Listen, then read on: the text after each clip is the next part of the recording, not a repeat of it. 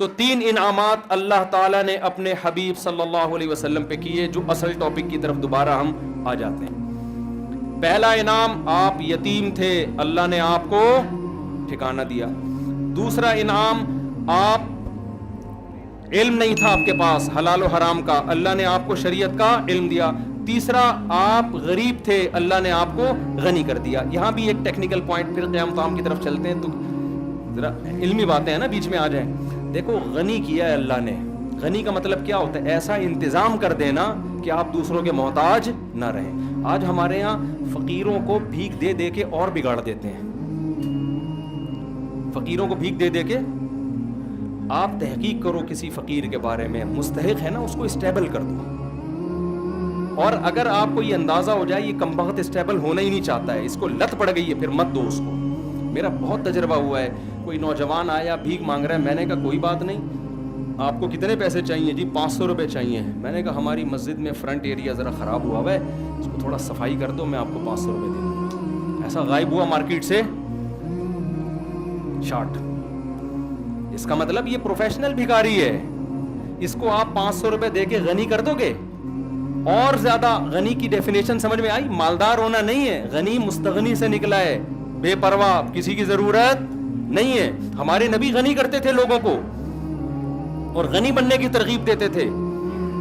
مشہور واقعہ ہے نا، ایک شخص بھیک مانگنے کے لیے آیا، آپ صلی اللہ علیہ وسلم نے اس کو حکم دیا کہ گھر میں جو کچھ ہے لے کر آؤ۔ وہ برتن لے کر آیا، اس کو آپ نے بیچا، نیلام کیا، کلہاڑا دیا، کہا جنگلوں سے لکڑیاں کاٹ کے لاؤ بیچو۔ وہ لائے، 1 درہم کے 2 درہم، 2 کے 4 درہم ہو گئے۔ تو یہ نبی نے ان کو بھیک نہیں دی، بلکہ ان کو کیا کر دیا؟ غنی کر دیا آپ صلی اللہ علیہ وسلم۔ تو معاشرے میں ایسے لوگوں کو تلاش کیا کریں جو اسٹیبل نہیں ہیں، اور ان کو پراپر غنی کرنے کی کوشش کریں۔ بھیک دے دے کے نوجوانوں کو بگاڑیں مت۔ وہ سٹے لگا، جب محنت کر کے پیسہ کمائے گا تو سٹوں پہ ضائع نہیں کرے گا، گٹکوں پہ ضائع نہیں کرے گا وہ۔ تو میں یہ عرض کر رہا تھا، اللہ نے اپنے حبیب صلی اللہ علیہ وسلم پہ 3 انعامات بتائے۔ یتیم تھے، ٹھکانہ دیا، غریب تھے، غنی کر دیا، اور علم نہیں تھا، اللہ نے آپ کو کیا دیا؟ علم۔ اللہ نے یہ 3 بڑے بڑے انعامات بیان کر کے اللہ نے نبی صلی اللہ علیہ وسلم کو حکم دیا کہ ان تینوں انعامات کا آپ شکر ادا کریں۔ ان تینوں انعامات کا آپ کیا کریں؟ شکر ادا۔ کیسے؟ ہم جب شکر ادا کرنا چاہتے ہیں، ہم کیا کہتے ہیں؟ اللہ تیرا شکر۔ ہم سمجھتے ہیں شکر ادا ہو گیا۔ اللہ ہم پر کوئی انعام کرے، ہم کہتے ہیں اللہ کا بڑا فضل ہے، ہم سمجھتے ہیں اس کا شکر ادا بولو ہو گیا۔ آواز تو سب کو صحیح آ رہی ہے نا؟ اتنا کافی نہیں ہے۔ یہ بھی ضروری ہے کہ منہ سے بول دیں کہ اللہ کا شکر ہے، لیکن اتنا کافی نہیں۔ اگر اتنا کافی ہوتا تو اللہ اپنے حبیب پر 3 انعام کر کے کہتا کہ اے نبی آپ شکر ادا کر دیں۔ زبان سے کیا کہہ دیں؟ الحمدللہ۔ نا نا نا۔ قرآن نے کہا آپ یتیم تھے، ہم نے آپ کو کی کفالت کا انتظام کیا، لہذا فَأَمَّا الْيَتِيمَ فَلَا تَقْهَرْ۔ اب کسی یتیم کو آپ کو دھکے دینے کی اجازت نہیں ہے، آپ کو یتیموں کی کفالت کرنی پڑے گی۔ سمجھ میں آ رہی ہے کہ نہیں آ رہی ہے؟ نعمت کا شکر یہ ہے کہ جو اللہ نے آپ پر انعام کیا وہی انعام آپ آگے پارسل کر دو۔ سمجھ رہے ہو؟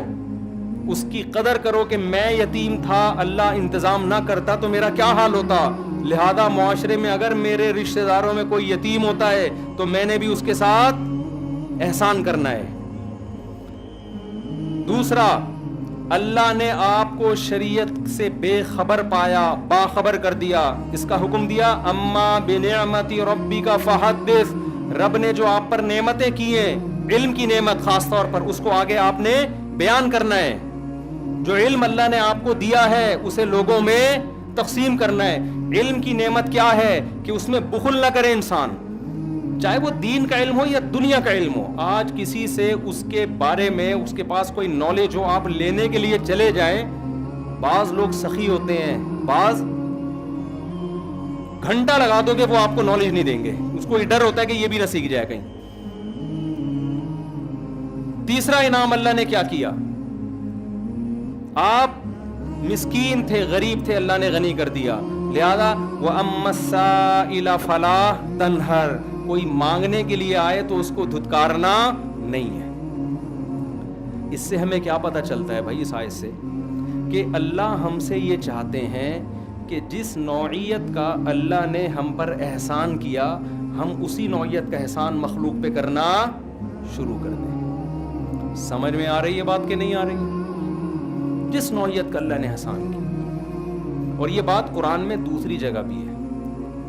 قارون کے بارے میں موسیٰ علیہ السلام نے قارون سے کہا احسن کما احسن اللہ الیک، تجھے اللہ نے بے تحاشا دولت دی ہے، اتنی دولت کہ لتنوء بالعصبۃ اولی القوہ، ایک بہت بڑی جماعت اونٹوں پہ چابیاں لے کے چلا کرتی تھی خزانوں کی، اتنی زیادہ دولت دی ہے. تو جب تجھے اللہ نے اتنی دولت دی کہ تجھ پر احسان کیا ہے، تو تو بھی اللہ کی مخلوق پر احسان کر. اگر کوئی دولت مند تاجر اپنی دولت پر سانپ بن کے بیٹھ جاتا ہے، بخل کرتا ہے، زبان سے کروڑہا گنا کہتا رہے کہ اللہ کا دیا میرے پاس بہت کچھ ہے، لیکن اللہ اتنی بات کو شکر ماننے کے لیے تیار نہیں ہے، اس کو اپنی دولت میں غریبوں پہ خرچ کرنا پڑے گا. سمجھتے ہو کہ نہیں سمجھتے ہو؟ تو میں اور آپ اللہ کے احسانات کے سمندر میں ڈوبے ہوئے ہیں. ہمیں دیکھنا ہے دائیں بائیں. سب سے بڑی نعمت جو ہمیں ملی ہے وہ توحید کی نعمت ملی. اللہ نے ہمیں مسلم گھرانے میں پیدا کیا. اس کا تقاضا یہ ہے کہ جو غیر مسلم ہیں ہم ان کو مسلم بنانے کی کوشش کریں. كَذَلِكَ كُنْتُم مِّن قَبْلُ، اللہ نے صحابہ سے کیا فرمایا؟ جنگ میں صحابی رسول نے، ایک شخص آیا نا لڑنے کے لیے، تو جب وہ تلوار کی زد میں آیا تو اس نے فوراً کلمہ پڑھ لیا. تو صحابی رسول نے اس کو قتل کر دیا کہ یہ تو موت کے ڈر سے کلمہ پڑھ رہا ہے. ہمارے نبی کو علم ہوا، آپ صلی اللہ علیہ وسلم اتنا غضبناک ہوئے، فرمایا ہلا شققت قلبا، تم نے اس کے دل کو چیر کے کیوں نہیں دیکھا؟ تم کیسے کہہ رہے ہو کہ تلوار کے ڈر سے کلمہ پڑھا ہے؟ اس پہ قرآن کی آیت نازل ہوئی کذالک کنتم من قبل، اے ایمان والو تم بھی تو پہلے کافر تھے، اللہ نے اپنے فضل سے تمہیں کیا کیا؟ مسلمان بنا دیا. اب تم کسی کافر جو مسلمان ہو رہے ہیں اس کے ساتھ ایسا سلوک کیوں کر رہے ہو؟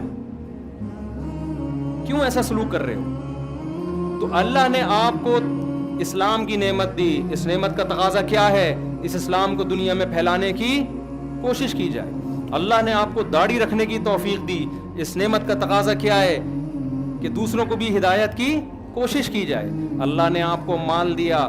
اس نعمت کا تقاضا یہ ہے کہ اس مال کو لوگوں پہ خرچ کی، دوسروں کو بھی مالدار بنانے کی کوشش کی جائے. اللہ نے آپ کو کوئی خاص علم دیا، ہنر دیا، اس کو اپنے پاس رکھ کے مت بیٹھو، اس علم کو لوگوں میں ڈیوائیڈ کرنے کی کوشش کرو. بخیل اور کنجوس آدمی کیا کرتا ہے؟ وہ کہتا ہے اگر میں نے لوگوں کو بتانا شروع کر دیا تو میرے پاس ہجوم کم ہو جائے گا. حقیقت میں ایسا ہوتا نہیں ہے. دنیا میں جس کو اللہ نے نعمت دی اس نے ڈیوائیڈ کیا ہے نا، تو اس کے پاس اس نعمت کے خزانے بڑھنا شروع ہو جاتے ہیں اور آتے ہیں اس کے پاس خزانے. تو یہ 3 نعمتیں اللہ تعالیٰ نے بیان کی ہیں اور 3 نعمتوں کا شکر بیان کیا. تو ان 3 نعمتوں ہمیں تو ہزاروں اس کے علاوہ بھی ہیں، تو 3 کو تو ہائی لائٹ کیا جا رہا ہے. تو آج سے اس بات کا عزم کریں، محاسبہ کریں، بیٹھیں دیکھیں کون کون سے انعامات. ہم جو مصیبتیں ان کو تو سوچ رہے ہوتے ہیں، جو انعامات ہیں ان کو نہیں سوچتے. حضرت مولانا اشرف علی تھانوی رحمہ اللہ تعالیٰ کو ڈاکٹر عبدالحی صاحب رحمۃ اللہ علیہ غالباً انہوں نے خط لکھا اپنے شیخ کو نا، پیر و مرشد کو. خط کیا لکھا کہ حضرت یہ پریشانی ہے، یہ ڈاکٹر عبدالحی صاحب کا واقعہ ہے، پریشانی ہے، یہ پریشانی ہے، یہ پریشانی، آپ دعا فرمائیں دعا فرمائیں، یہ پریشانی یہ پریشانی. تو انہوں نے نیچے لکھا کہ بہت افسوس کی بات ہے کہ ساری پریشانیاں ذکر کر دیں، اللہ کی نعمتوں کا تذکرہ نہیں کیا.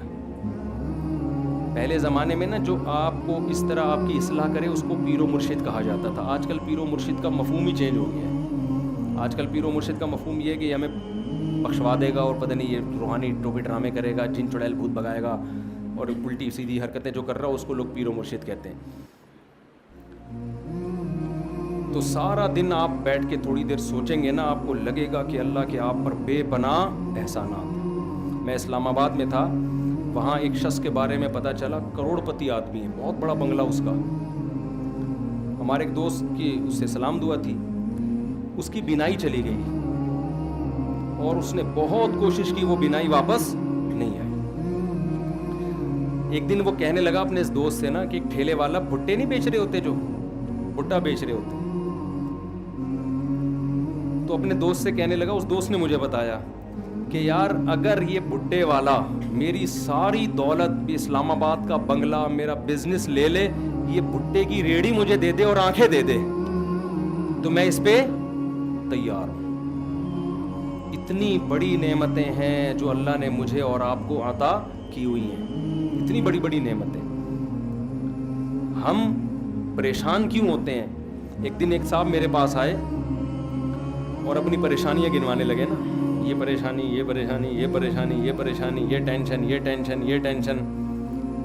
میں نے اس کو کہا, میں نے کہا یار جو ٹینشنیں آپ بیان کر رہے ہو نا, جس سے آپ موٹیویشن لینے کے لیے آئے ہو, اس کے پاس یہ والی ٹینشن اس سے ڈبل ہے. سمجھ آ رہی ہے بات؟ اس کے پاس یہ والی ٹینشنیں کیا ہیں, اس سے ڈبل ہیں. تو میں آپ کی ٹینشنیں کیسے ختم کر دوں؟ میں نے کہا آپ کے ساتھ مسئلہ ٹینشنوں کا نہیں ہے, آپ کے ساتھ مسئلہ یہ ہے کہ آپ نے اس دنیا کو مسافر خانہ نہیں سمجھا. جو نعمتیں ہیں وہ دیکھ نہیں رہے, جو چیزیں نہیں ہیں ان کو ٹینشن سمجھ رہے ہو. اور دنیا میں کوئی آدمی ایسا ہے کہ اس کی ساری خواہشات پوری ہو جائیں؟ بولو نا, دنیا میں کوئی ہو نہیں سکتا. وجہ کیا ہے؟ ام للانسان ما تمنا. قرآن کہتے ہیں کیا انسان یہ سمجھتا ہے جو تمنا کرے گا مل جائے گا؟ تو ممکن نہیں ہے. یہاں ہم نے یہ دیکھنا کیا کیا ملا ہوا ہے, یہ نہیں دیکھنا کیا کیا نہیں ملا ہوا. لوگ یہ دیکھ رہے ہوتے ہیں, وہ ڈیفینس میں رہتا ہے, میں ناظم آباد میں رہتا ہوں. وہ بھائی تو یہ دیکھ, تو ناظم آباد میں رہ رہا ہے, وہ گندے نالے کے پل پہ رہ رہا ہے وہ بندہ فلاں. اور جو گندے نالے پہ رہتا ہے وہ دیکھے یار گندے نالے پہ گھر تو ملا ہوا ہے, اگلا تو فٹ پاتھ پہ سو رہا ہے. جو فٹ پاتھ پہ سو رہا ہے وہ کہے کہ یار میں سو تو رہا ہوں نا.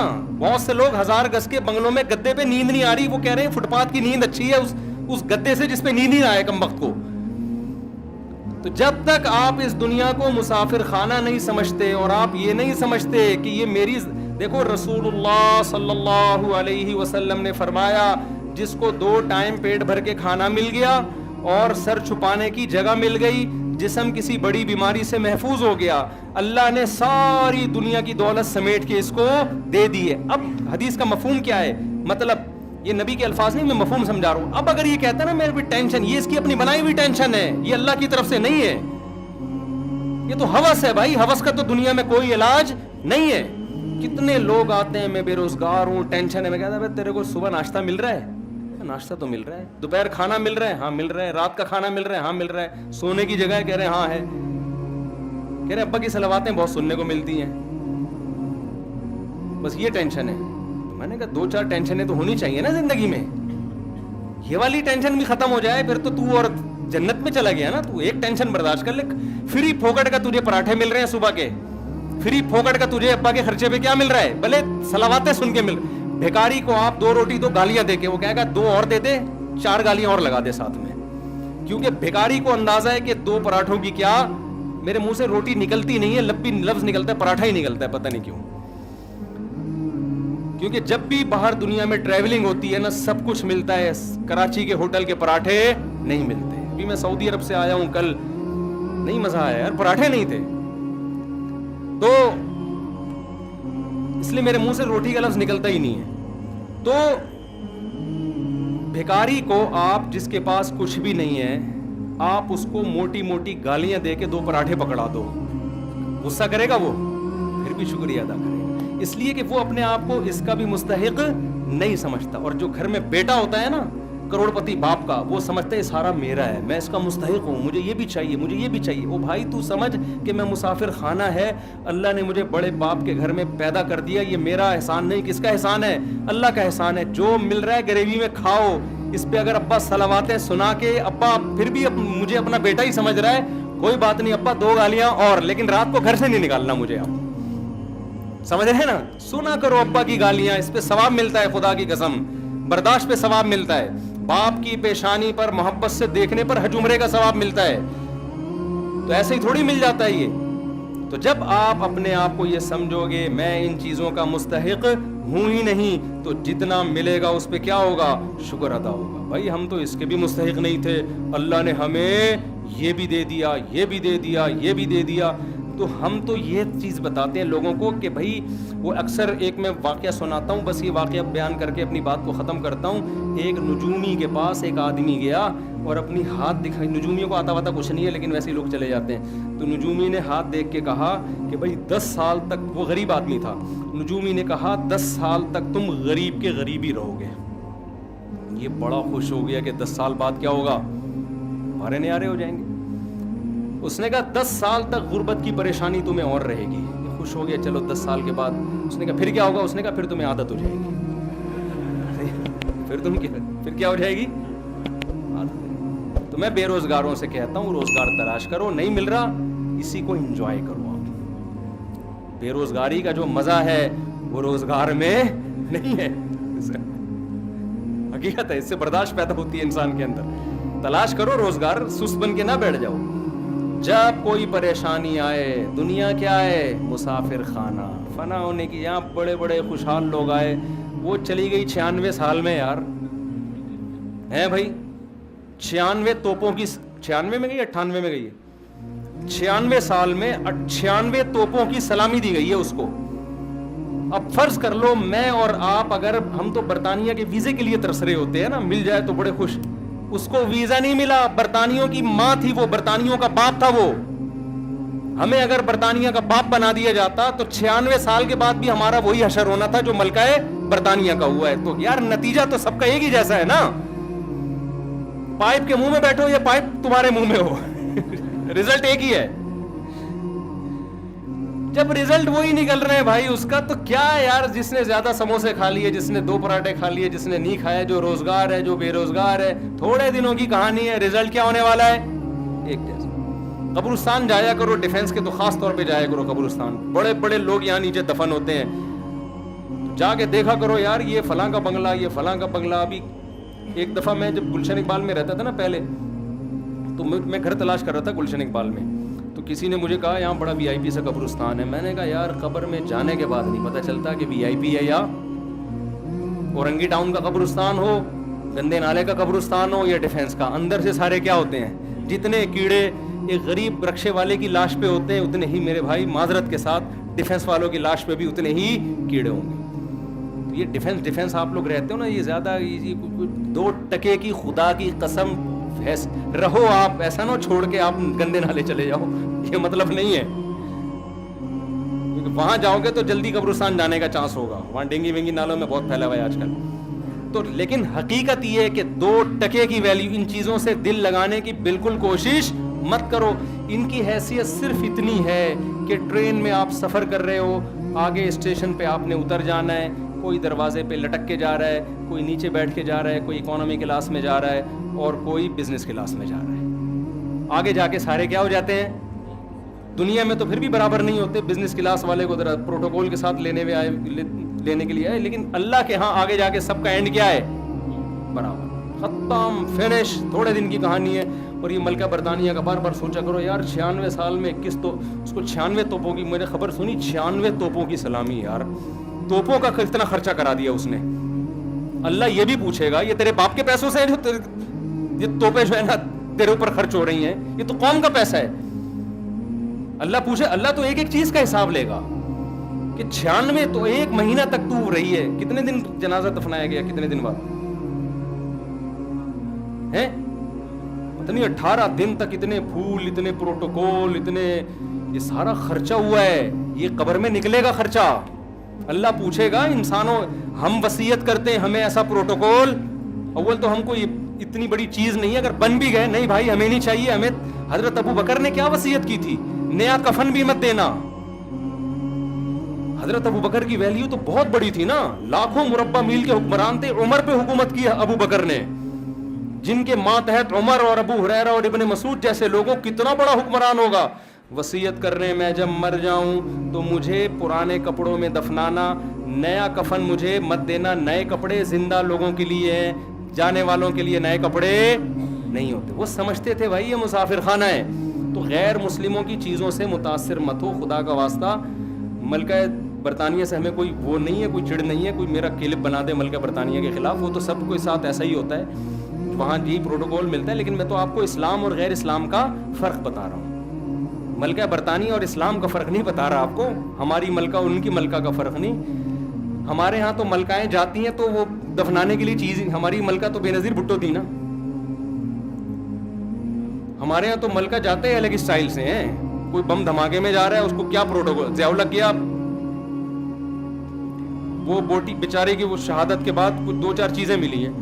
تو ہم تو ویسے ایسا پروٹوکول دے ہی نہیں سکتے. ہمارے یہاں نیچرل طریقے سے نہیں جاتے لوگ, ٹھیک ہے نا. ہمارے یہاں نیچرل سسٹم ہی نہیں ہے بڑے لوگوں کے جانے کا دنیا سے. ہمارے یہاں کوئی دھماکہ ہوتا ہے وہ چلے گئے جی, اخبار میں آ گئے جی انتقال ہو گیا, کیسے ہوا یہ زیادہ ڈیٹیل میں جاتے ہی نہیں ہماری قوم. تو دنیا کو مسافر خانہ جب انسان سمجھتا ہے تو مال کی محبت اس میں کم ہوتی ہے. پھر اللہ کے شکر کرنے کا پھر شکر کرنے کا جذبہ پیدا ہوتا ہے. مجھے اللہ نے یہ بھی دیا, مجھے اللہ نے یہ بھی دیا, مجھے اللہ نے یہ بھی دیا, پھر خرچ کرے گا نا. پھر نبی پر اللہ نے احسانات گنوائے تو نبی نے بھی اس کا شکر ادا کیا, تو اللہ ہم پر بھی احسانات گنواتا ہے. اور اگر ہم یہی بیٹھے رہے ہم پر احسانات کیا ہے, میرے لیے تو یہ ٹینشن ہے, میرے لیے تو یہ ٹینشن ہے, تو شکر کے خاک ادا کرے گا بھائی. شکر وہی ادا کرتا ہے جو مانتا ہے کہ اللہ کے مجھ پر احسانات ہیں. اور مانتا وہ ہے جو دنیا کو مسافر خانہ سمجھتا ہے, جو یہ سمجھتا ہے کہ میری نیڈ یہ نہیں ہے, میری ضرورتیں یہ نہیں ہیں, مجھے میری ضرورتوں سے بہت زیادہ دے دی. اللہ تعالی ہم سب کو سمجھنے کی, عمل کی توفیق عطا فرمائے.